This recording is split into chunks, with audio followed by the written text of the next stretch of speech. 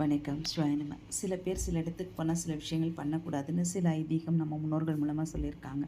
புண்ணிய தீர்த்தத்துக்குள்ள வந்த உடனே அந்த குளமோ ஏரியோ கடலோ காலை வச்சிடாதீங்க. முதல்ல நீரை தலையில் தெளிச்சிட்டு அதுக்கப்புறமா கால் அலம்புங்க. கோயில் குளத்தில் கல்லை போடக்கூடாது. கோயிலை வேகமாக வலம் வருதல் கூடாது. தாம்பூலம் தரித்து கொண்டு கோயிலுக்குள் போகக்கூடாது. சுவாமிக்கு நிவேதனம் ஆகும்போது பார்க்கக்கூடாது. தேவதைகள் பலிபீடத்துக்கு நடுவுலையும் லிங்கத்துக்கு நடுவுலையும் தேவதைகளுடைய பலிபீடத்துக்கு நடுவுலையும் லிங்கத்துக்கு நடுவுலையும் நந்திக்கு நடுவுலையும் செல்லக்கூடாது. யார்கிட்டையும் வீண் வார்த்தைகள் கோயிலில் வச்சு பேசக்கூடாது. விளக்கு இல்லாமல் எரியாத பொழுது வணங்கக்கூடாது.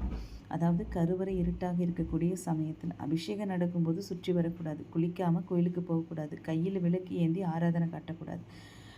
கோவிலுக்கு சென்று திரும்பியவுடன் கை கால்களை கழுவக்கூடாது. படிகளில் உட்காரக்கூடாது. நந்தி எந்த மூர்த்திகளையும் தொடக்கூடாது. சிவன் பெருமான் கோவிலில் அமர்ந்து